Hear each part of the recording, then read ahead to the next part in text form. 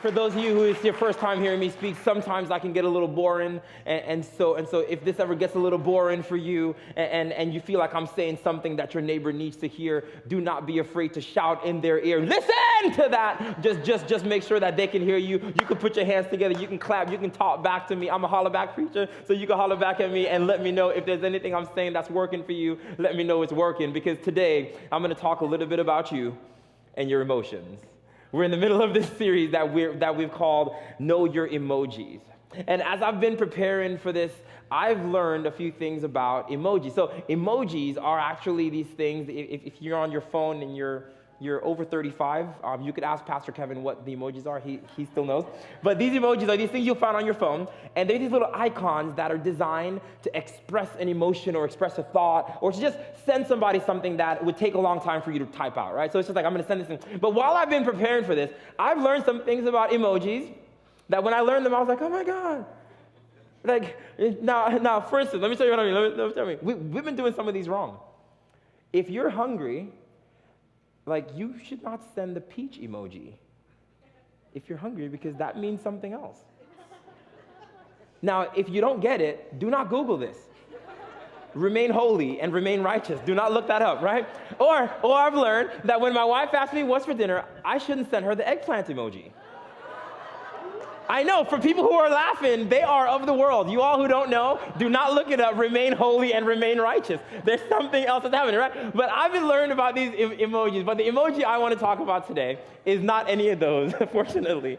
I actually want to talk about this little emoji I want to show you on the screen here. This is my heart eye emoji guy, right? I want to talk to you about this emoji today, because this emoji is the emoji that you send someone when they send you something and you're like, oh my God, I love it. Right? Like, it's like this thoughtless, like they send you something, you're like, love it, love it, love it, love it, love it, love it, love it, love it, right? So I want to show you some pictures that somebody would send you where you would probably respond to this emoji. So here's the first picture I want you to see, right? Take a look at this one.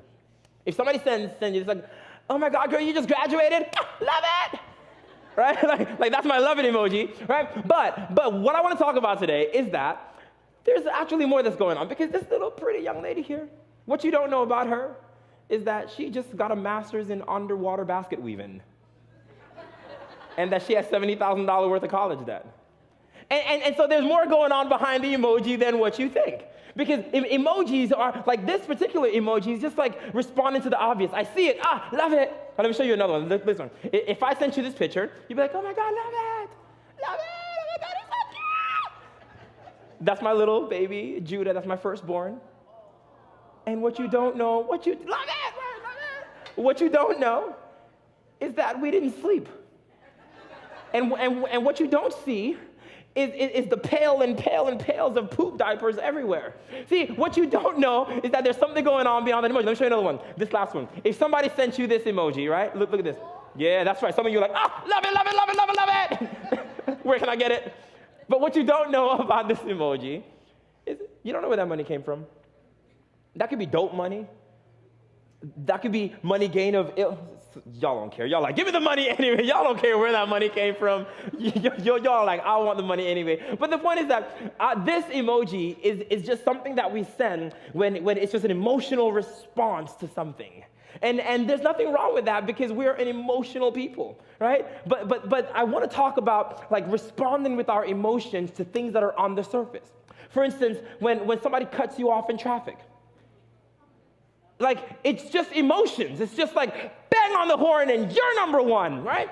Like, it's just this emotion that comes out. It's not a well thought out philosophical response. You don't sit back and pontificate all the possibilities and then decide that you're going to touch your horn and honk for 2 seconds and then you're going to wave out the window. It's just an emotional response. Or, for instance, when somebody who you love hurts you, you don't think through your history. You don't think about the fact that you love them and that your words matter and that your words have power and all these other things that we hear in the sermons in point number 3. You don't think about those things. What happens is this emotional response, I hate you.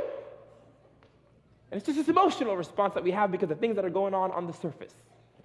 And so today, I want to talk about what Jesus is inviting us into.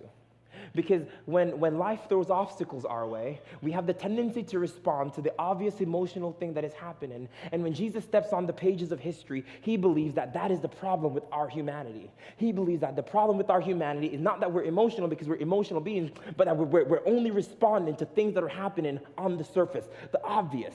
And so when Jesus comes on history, and I put this on your Bible outline when you came in. It's the first verse that's on there.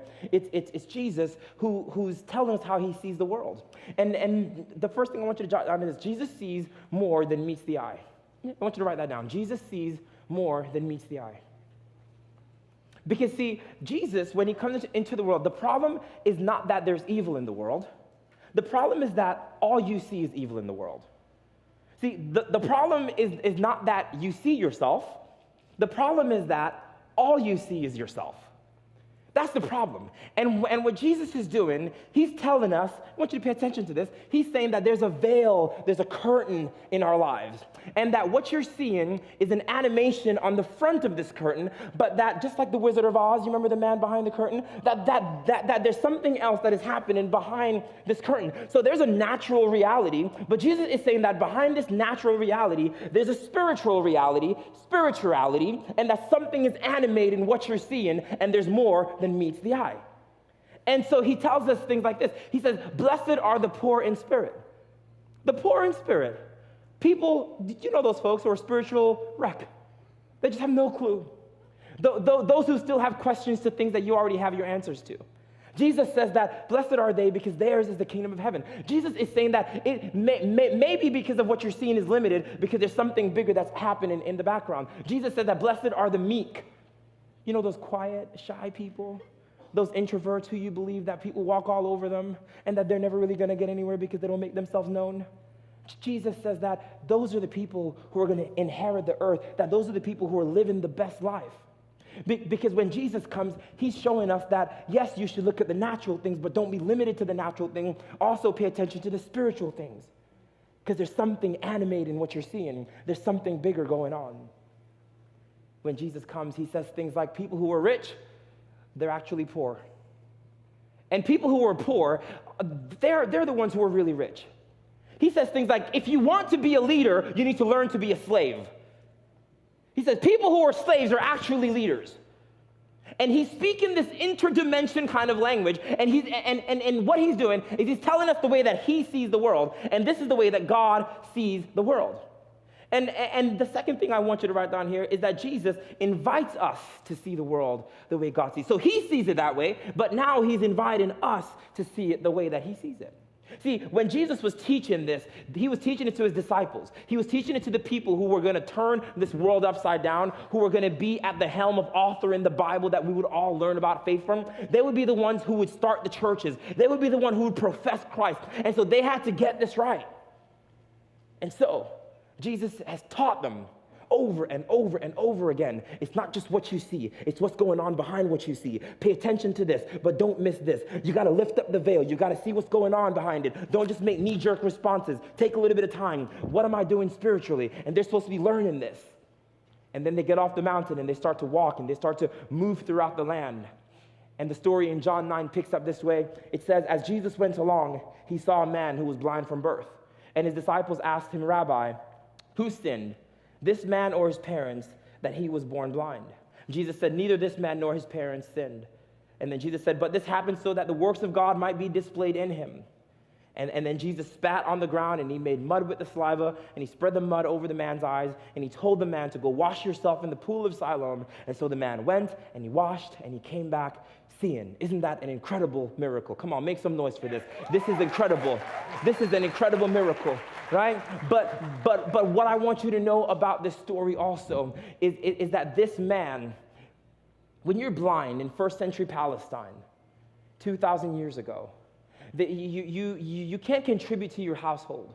So it's a burden to raise you. And I know that you were probably a burden to your parents, maybe.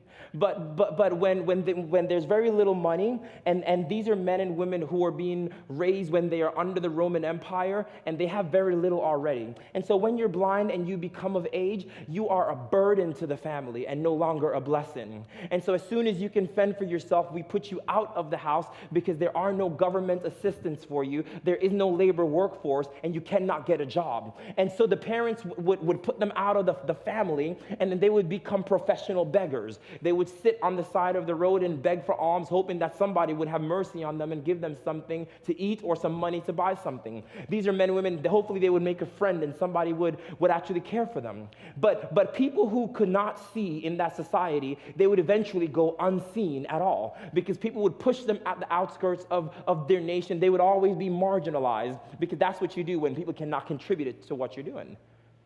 And so, this man is there, and Jesus and his entourage are walking along. They're not going to meet this man. They're just on their way. But Jesus sees those who everyone else didn't see.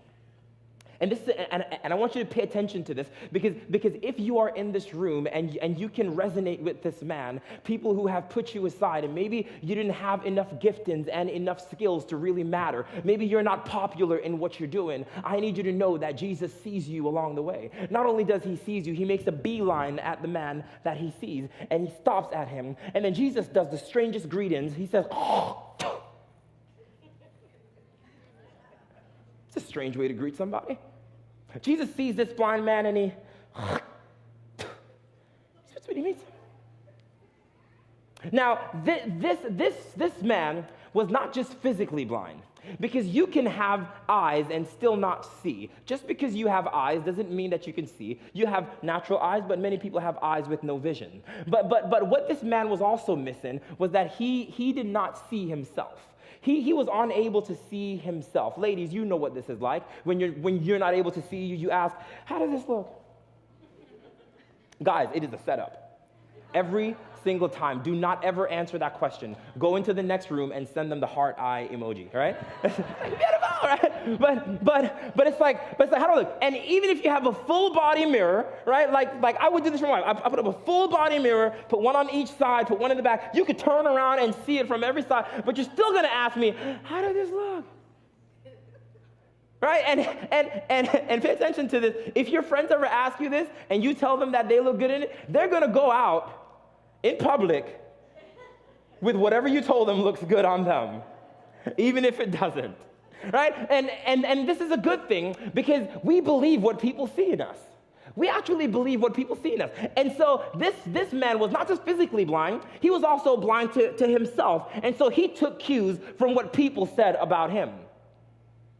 Marginalized. He doesn't have work. He's workless, so he's worthless. We're going to put him on the side of the road. And at some point, you start to believe what the people around you say about you. This is why you must be careful about the people you surround yourself with, because everybody's going to have an opinion about you, and you might not know it, but it will deteriorate what God has called you to be, and it will break you down into something that they want you to be, and oftentimes it's going to be lower than them because they need you to be lower so they can be greater. Y'all better help me preach this message, because there's some people in this room who need to surround themselves with people who are going to call out the best in them, but they have to be able to see behind the curtain, and this is what Jesus is. Jesus comes and he sees something, he makes the beeline, spits. Now the Bible says he made mud, so he spit a lot. So it takes a whole lot of spit to make mud, by the way, right?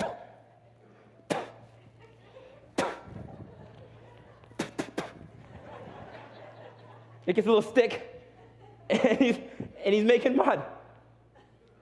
And he makes this nice little mud, and he puts it in his hands, and he puts it on the man's eyes.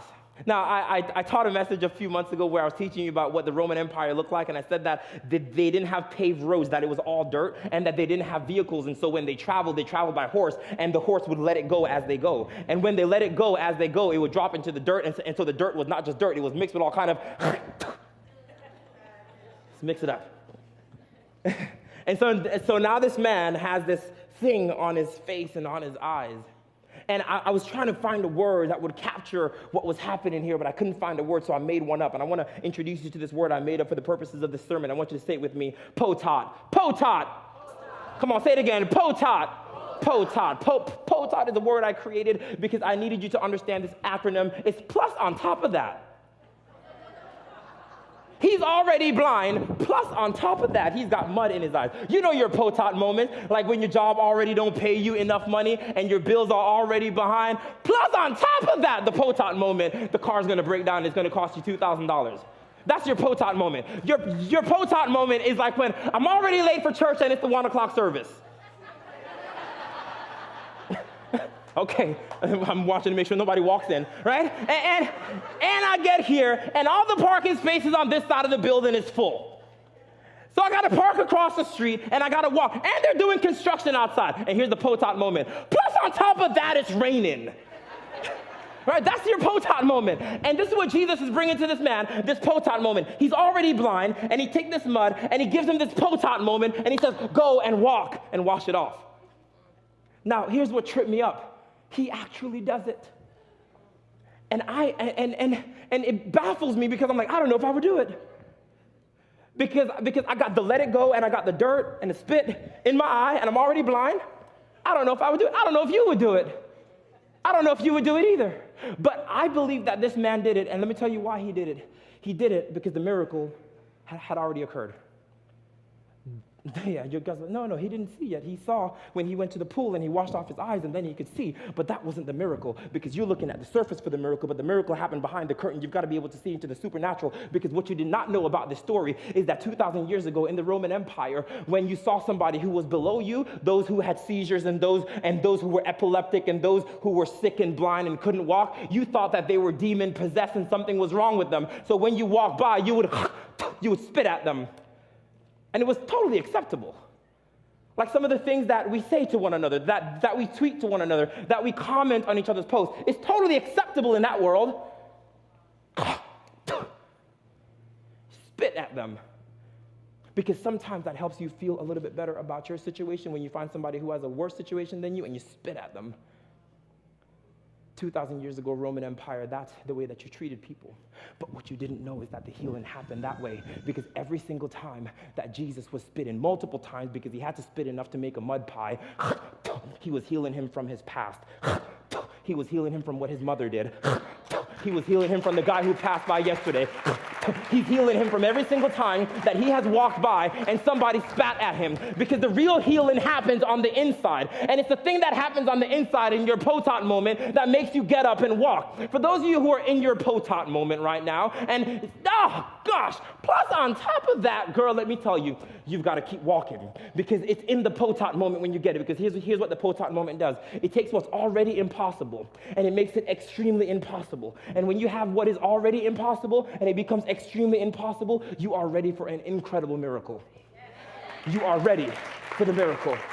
This is what it takes. This is where it is. Because this was Jesus' issue. Jesus was 33 years old, and he had a mission to reach the entire globe. Every nation, every tongue, every people had to know him. Now, I don't know how old you are and what your mission is in life, but I know that you're scared that you're not going to reach it. Now, Jesus is 33. There is no social media. There are no video cameras following him. He cannot send anybody his DVD. He cannot send an MP3 and MP4 of himself overseas so people can see him. He has to walk, get in boats to go where he's going. Life expectancy at around that time for the average male is about 55 or 60 years old. He's 33 years old, and he has not left his country. Jesus, this mission is possibly going to fail. That's already impossible.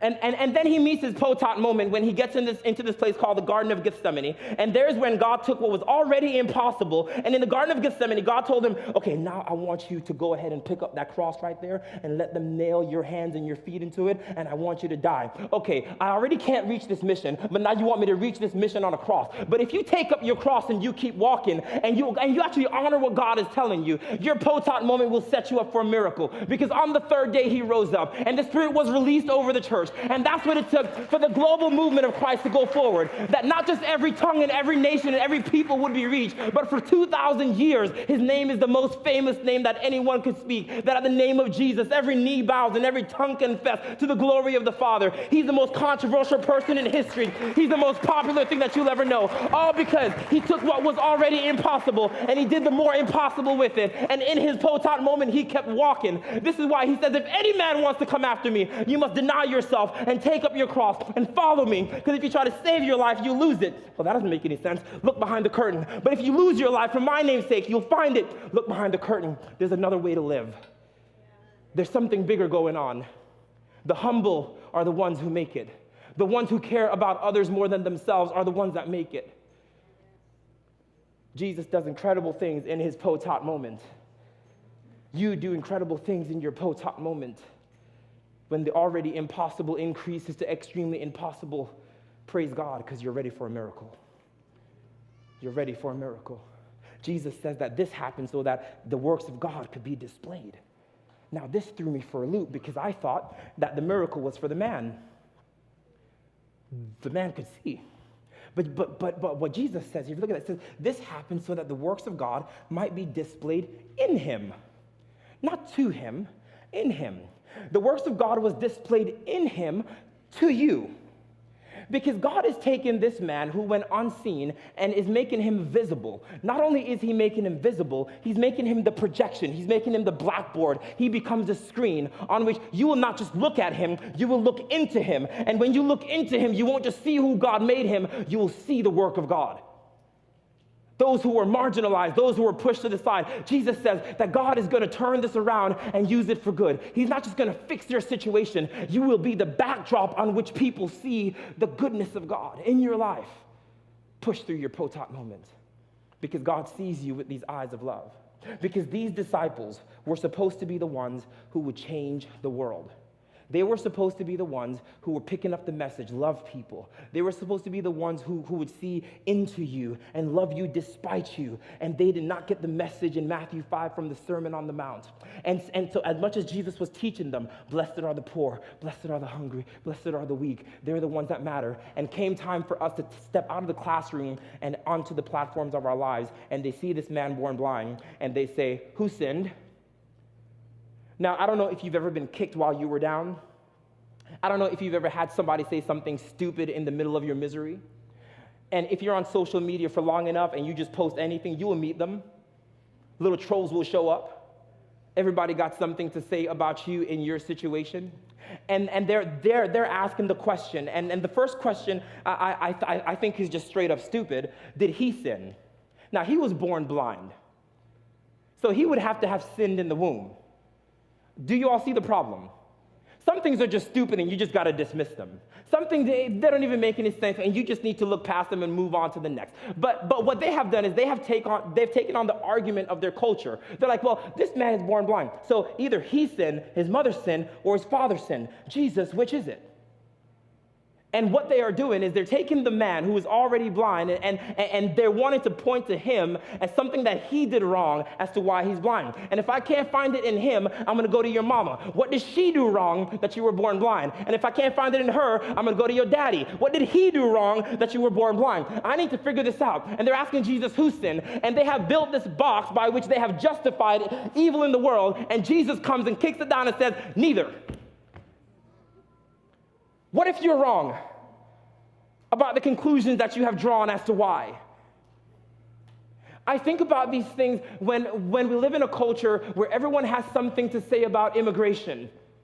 When everyone has an opinion, should they stay in their country, should they come to ours? Is it really justified? How should we treat them and where should we keep them? And everybody has an opinion to say. And there are always two sides. When it comes to issues like LGBTQ, were they born that way or did they become that way? And us as Christians, listen, if you're in this room and you're not a follower of Christ, just listen in for a moment. Followers of Christ, when this is the conversation that we are invited into, be careful what side you choose, because Jesus always has the tendency to kick down the box of what you can see before you and say neither. Step behind the veil. Step behind the veil. And that's what these disciples were doing. They had bought into the argument of the day, and they were trying to pull Jesus into either side. And Jesus says, there's something bigger that is going on. He says, do not worry about them. This I'm going to use for you. Now, what I want you to see in this part of the story is that Jesus was not primarily saying, I healed his eyes for you to see. He said that he becomes the chalkboard by which you see God's goodness. What I want you to pay attention to is that the thing that you threw aside, the thing that you paid no attention to, the thing that was little, the thing that was marginalized, the thing that was sinful, the thing that was demon-possessed, the thing that made no sense to you, that is the thing that's going to teach you. The people in your family who you think don't have it all together, and the ones who you don't even let them in your house because you don't trust them, those people on your job who you don't trust and you don't let them even talk to you, those people who you will not, those neighborhoods that you drive around, those are the people I put there to teach you.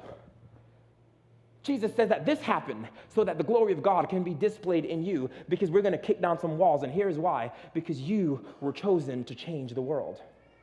And the way that you see the world is going to be the way that you live in the world. You must see the world through eyes of heart. And the second problem I had with this wasn't just the way that they saw the world. I had a problem with it because I know this for a fact, the way that you look at other people's circumstances will be the way that you look at your circumstances. And so if your justification is, well, he's blind, and so he must have done something wrong, or his mama did something wrong, or maybe what will eventually happen is when you get home, you'll say, well, I probably didn't get that job because of something I did in the 6th grade. When you get home, you'll probably say, well, maybe my husband is cheating because I did this thing wrong. And you start to look at your circumstances, and you'll start to blame yourself, and then you will start to justify your own circumstances by your own sins, and you will convict and condemn yourself. And at that point, you don't even need a devil because you got you.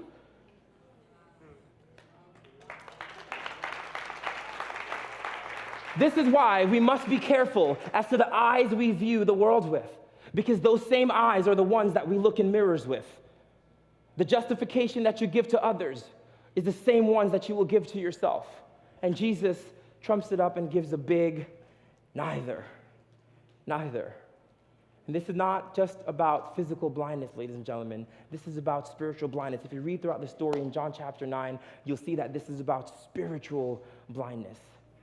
Because what happens is that God wants you to see. God wants you to see. He doesn't need you to get perfect for him to work perfect things through. He doesn't need for you to get better for him to do good things through you. He doesn't need for you to be great for him to do great things through you. He doesn't need for you to see, for you to be a display for other people who can see you, that they can learn something from God. He doesn't need you to get a degree in order to step into what he's calling you to step into. What he's trying to show you is that I could take the things that the enemy meant for evil and I could use them for good. I could take things that are sinful and broken and that things that don't even work anymore. I could take them and I don't have to fix them. Listen, God doesn't have to fix what you're going through in order to work through you. He can use you in your situation. Y'all didn't get it. Y'all didn't get it. Listen, God does not need to fix your situation in order for you to get through what you're going through. Despite what you're going through, you are used and you are called, that you are righteous. He can use you for something bigger than your situation. In fact, it's better when he does, because if he used good people, you would think it's because you were good. This is why, ladies and gentlemen, this is why Paul said that it's in my weakness that I see him to be strong.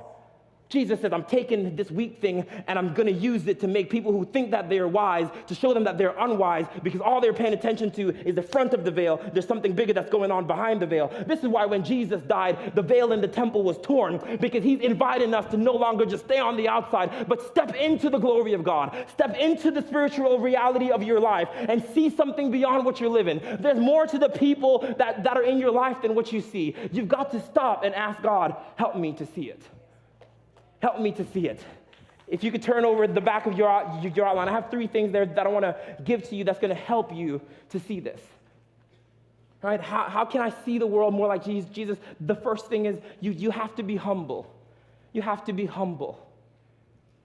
You have to be humble like the man who was on the side of the road. Humble like the disciples who brought their box thinking. And humble enough, listen to this, humble enough to allow Jesus to teach you. Humble enough to allow Jesus to teach you. It's okay to not have an opinion.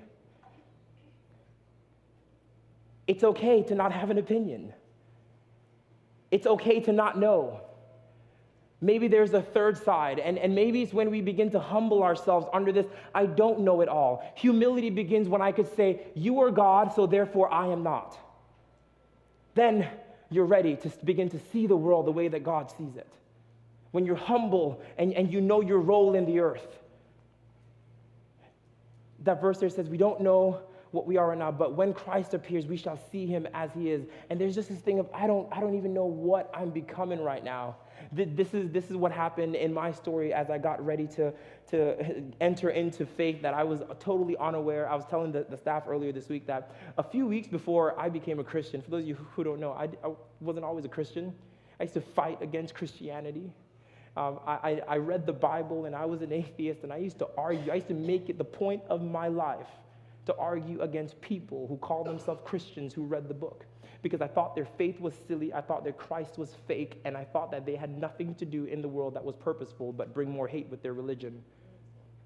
And I remember the days leading up to my own personal conversion. And I know that you won't believe this about your pastor, but I used to fight people in traffic.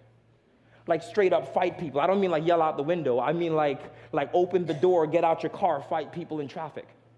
And that's because I come from a long lineage of people who have bad tempers.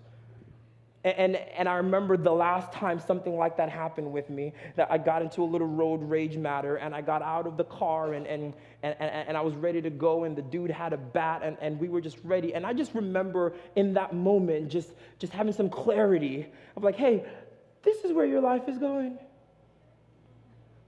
Like now to some of you, that's pretty clear. But to where I was at the time, like I was so emotionally responsive to what I was seeing. And a few days later, I met a man who would eventually be the priest under whom I came to faith. And I remember being humble enough. He invited me to his home, and before I got there, I knocked on his door. He said, "Do you have a weapon with you?" Because he was afraid. And I said, "No, it's in the car." And I go and I step in, and he starts to talk to me, and I remember that being the weakest point in my life, because I was so afraid of what my future held. I had a vision for my life. I knew something was in there, but I didn't know how to get it. And I was humble enough to step into the home of this stranger who claimed to know God. And as he spoke and told me all the things I believed were lies, the greatest thing I did in that moment was shut my mouth and listen. It's humility. The second thing that you have to have if you want to be more like Jesus is to be faithful. To be faithful. The Bible says that we fix our eyes not on the things that are seen, but on the things that are unseen. Since what is seen is temporary, but what is unseen is eternal. Like this is the scripture that just talks about there is more going on than what you see, but you must be faithful to the things that you cannot see. It's easy for you to be faithful to the things that are obvious. Continue to be faithful to them, but also be faithful to the things that are spiritual, the things that are behind the curtains, if you want to be more like Jesus, if you want to see the world like Jesus does, if you want to start to unwrap the potential of what's in you, begin to pay attention to what's beyond the veil. Be faithful to it. I left this man's house, and after I had this encounter, I still don't know what happened. I just remember sitting in his house, and I'm just weeping, and every hole in my face is leaking, and it's just, and I'm having this experience, and I'm like, I walked out of there. I didn't become a Christian that day, but I could no longer claim to be an atheist. Because for me to continue to claim to be an atheist would mean to deny that experience. And if I deny that experience, it would be to deny myself, because that was my experience. And I had to be faithful to what came after. He said, go to a church that teaches the Bible every Sunday, and let's go have a corn dog. And that's what I did. I came to the Miami Vineyard because somebody who I hated had given me one of those silly green pens. And I came to the Miami Vineyard, just like he said. I was faithful to it. I didn't want to go. I didn't want to be amongst Christians, but I was faithful to that moment, because in my humility, something happened, and I was invited, and I was just faithful to the next step. Even though it didn't make sense to me, I was faithful to what I saw behind that veil. And the last thing is, if you want to see the world more like Jesus, you must be changed. You must be changed. If you're in this room and you're not a follower of Christ, I want you to know that people who are followers of Christ are still being changed. This is still happening in our lives. This young man who Jesus opened his eyes, if you read that passage under there, it says that he went back to his community and the people were like, is that him? No, that can't be him. And they couldn't figure out if it was him because when real change happens, it's not just your eyes that get open. It changes your posture. It changes your swag. It changes the way you walk. It changes the way you live. This is not pretending and it's not pretentious. It is change. Real change. It changes your backbone. It changes your outlook. It changes your perspective. But it only happens if you're humble and you're faithful to what you hear, then you can be changed. This is a story of one of our members here named Frank. And I want to share Frank's story with you because it's an incredible story of real change. Check out Frank's story. Hello, my name is Frank Oliva. I started coming to Vineyard in early March 2017, so a little over a year ago.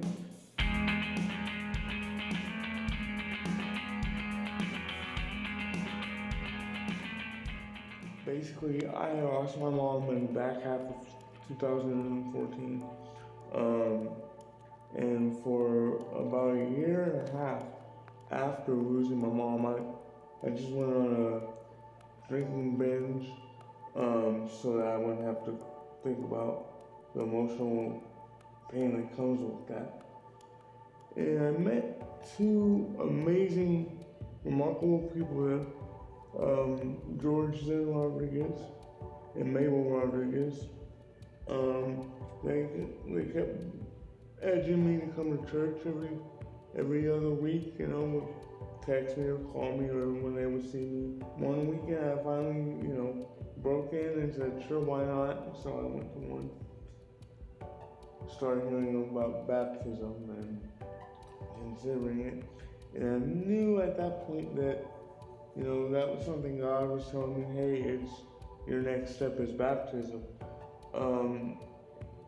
But initially, I kind of had an issue with it. In my mind, I had messed up so much, I had sinned so much. That list of sins goes on and on and on.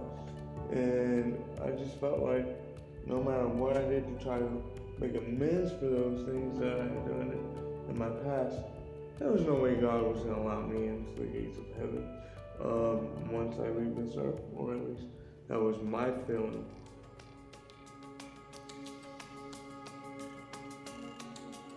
I started coming to Echo shortly after hearing about baptism, and just kind of started talking to those guys and girls who were already in Echo about life and about their struggles and what they had done in life.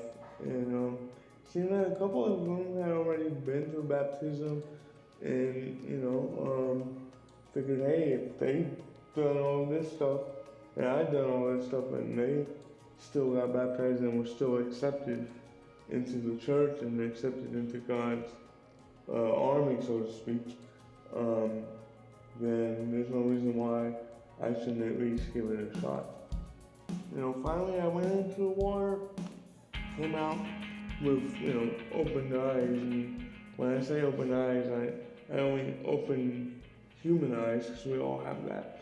I mean, my spiritual eyes were open, and I started playing this game of life with God's playbook and with God's strategies. And before baptism, we marginalize it and say, okay, God, no, you say you love us, but do you really? And after baptism, you say, you love us, and now I know what that love is, so I'm going to show it to the whole world.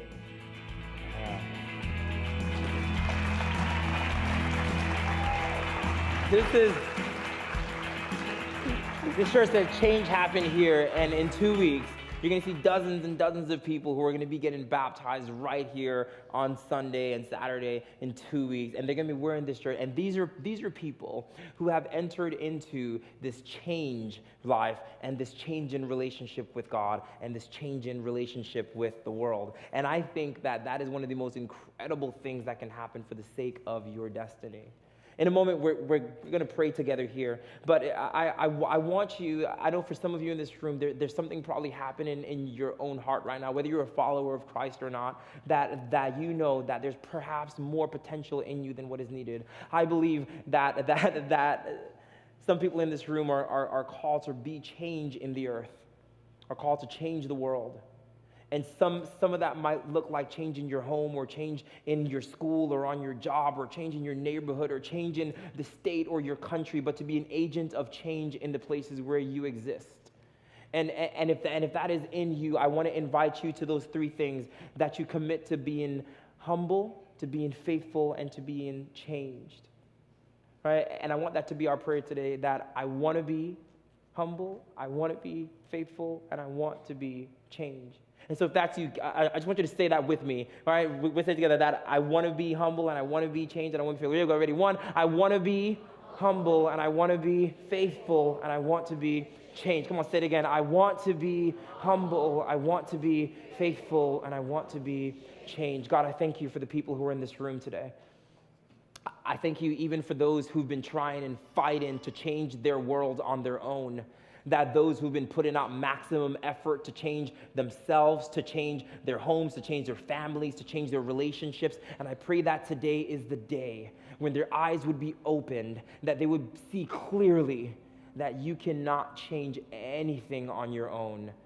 That change comes when I am humble. And I thank you for those who are saying yes to humility today. That change comes when I'm faithful. And I thank you for those who are saying yes to faithfulness today. And that real change happens when Jesus Christ changes our lives. And so I thank you for those who are saying yes to Jesus today. It might be the first time, it might be the 100th time, but every time you say yes, there's an opportunity and potential for life-changing effect in your world. I thank you for what you're doing in this room, Jesus. We love you and we bless you. Amen. Pastor Kevin? Yes, sir? Thank you, Pastor Denville.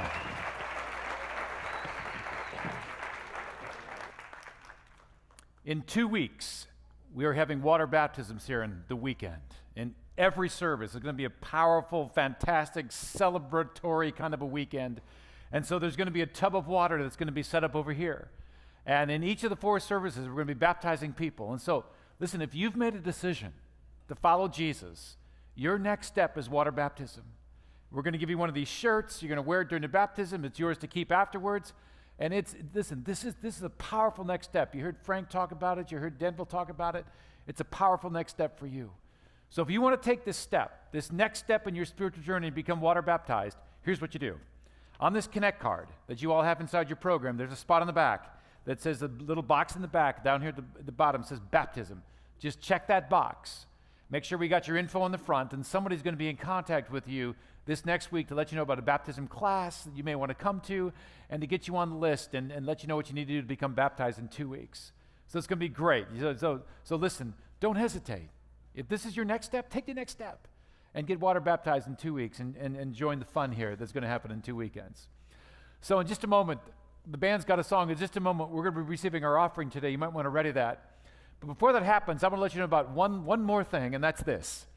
That in a couple weeks, at the end of the month of July, our church is going to be hosting a couple hundred youth who are going to be coming and staying with us for a weekend, for Thursday, Friday, Saturday, in an event called SOS Summer of Service. So from vineyards across the state of Florida and Puerto Rico, young women and young men in grades 6 through 12 are going to be coming and joining with us for this big city outreach we're doing called Serve Miami and the Summer of Service. And so a couple hundred of them are going to be coming from all over. Now here's where you come in. We need some people to host them. Open up your homes and host them just for 2 nights on a Thursday and Friday night. All you got to do is just open up your home for 2 nights. Now, you don't have to have bed space for them, right? They can stay on the living room floor. You can hang them from the ceiling on hammocks. I mean, whatever. A couple of years ago, my wife and I hosted 10 young men who stayed with us and they just come, they crash on your floor, then they go to the activities all during the day. So if you feel like, yeah, I could have some 3, 4, 5, 6, 20, no, whatever, can stay with you at your house. When you leave today, in the big hallway out here, there's some balloons waving that say SOS. Find the table right straight out there. Go to that table, say, I can possibly host some people for this SOS you guys are having, and you can put your name on a list, and it's going to be great. So we're very excited about that, and it's an opportunity for you to serve with us as we host this event happening in a couple of weeks. So 2 things. First, inside your program is this card we call our Connect card. If you'd be so kind as to locate this, put your name on this, let us know you're here today. Baptism began, a spot on the back. You can check the box and say, I want to be baptized in 2 weeks. And so the second thing we're doing at this time is receiving our offering. This is when God has been so generous to us, we want to be generous back to him. So there's some envelopes and the seat backs here in front of you. You want to use those, you can. If you want to give electronically with text giving or online giving or debit or credit card giving, there's a spot here in the bottom of the program that tells you can do that. And I just want to say to you, thank you for your faithful giving to God, and you are making a difference in lives in this church, in this city, and around the world. And back to the youth for just a moment. I hear so many times people tell me, the youth these days are going to hell in a handbasket. Can I say to you, not at this church. In this church, the youth lives are being changed and transformed for Jesus. So we're very excited to be able to host this event and see lives being changed through the power of Jesus Christ. So some folks will be coming up and down your row with these buckets. You can pass in your Connect card, your giving. The band's got a great song. I'd ask you please remain seated till after the song, then I'll be back up on stage dismissing us all together with one final prayer. So band, you got it.